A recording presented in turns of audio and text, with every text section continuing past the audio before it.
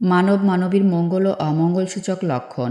যে পুরুষের পিঠ কচ্ছপের খোলকের মতো উঁচু, যার ঘাম হয় না, তাম্রবর্ণের, পায়ের তলা নরম, আঙুলগুলো পরস্পর লাগানো, সে লোক রাজা হয়।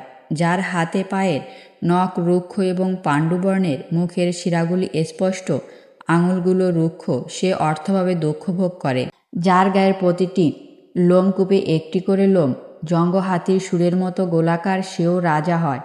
আর যদি লোমকূপে রোমের সংখ্যা এদের বেশি হয় তাহলে পণ্ডিত হওয়ার লক্ষণ জানতে হবে। তবে প্রতি লোমকূপে 3টি লোম থাকলে দারিদ্রতা লাভ হয়।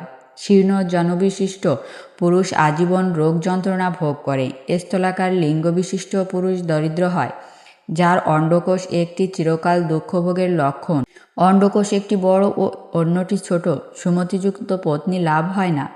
যে পুরুষ দুটি সমান আকারের অন্ডকোষের অধিকারী সে রাজা হয়।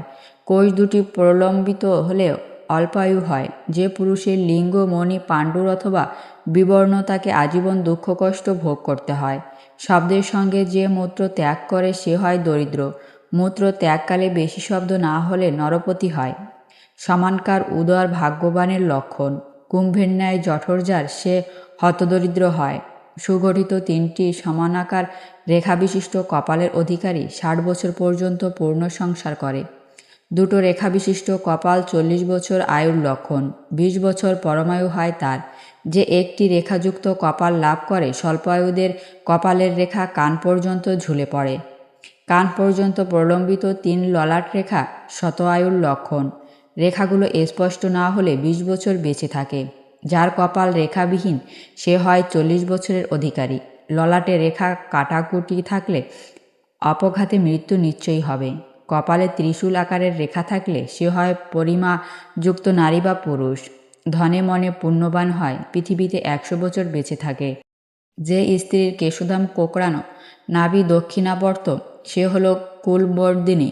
সুবর্ণ গাত্রবর্ণ, হাতের তালু পদ্মের মতো লাল লক্ষণযুক্ত নারী পতিব্রতা হয়। বক্রকেশ যুক্ত গোলাকার চোখ বিশিষ্ট রমণী অচিরে বিধবা হয়। সে আজীবন দুঃখ যন্ত্রণা ভোগ করে। যে রমণীর মুখ চাঁদের ন্যায়, নতুন অরুণের ন্যায় অঙ্গের রং, ঠোঁট দুটি লাল, টানা টানা দুটি চোখ, এমন নারী কখনো দুঃখ কষ্ট পায় না। অসংখ্য রেখাবিশিষ্ট করতলযুক্ত নারী দুর্ভাগ্য ভোগ করে।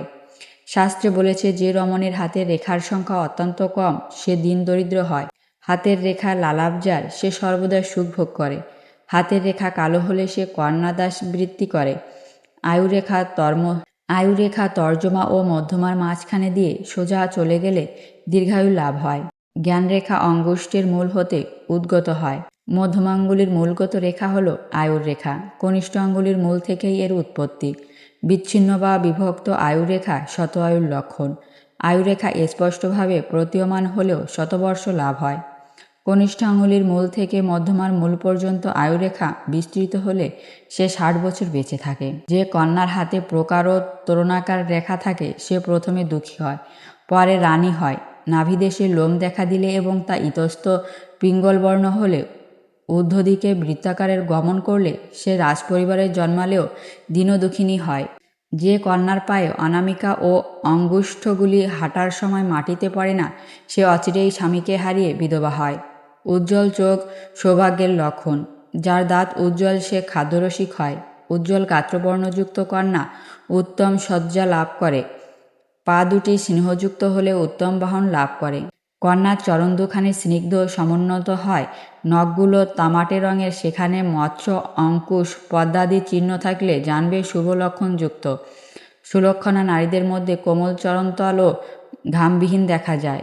জঙ্ঘা ও উরুরমবিহীন এবং হাতির সুরের মতো গোলাকার সুগভীর নাভিদেশ, ত্বক ও দক্ষিণাবর্ত স্তন দুটি লোমবিহীন এই শ্রেণীর রমণীকে ভগবান সুলক্ষণাযুক্ত বলেছেন। বন্ধুরা, ভুল ত্রুটি ক্ষমা করে দেবেন আর আমার চ্যানেলটি সাবস্ক্রাইব করে আমাদের পাশে থাকবেন। ধন্যবাদ।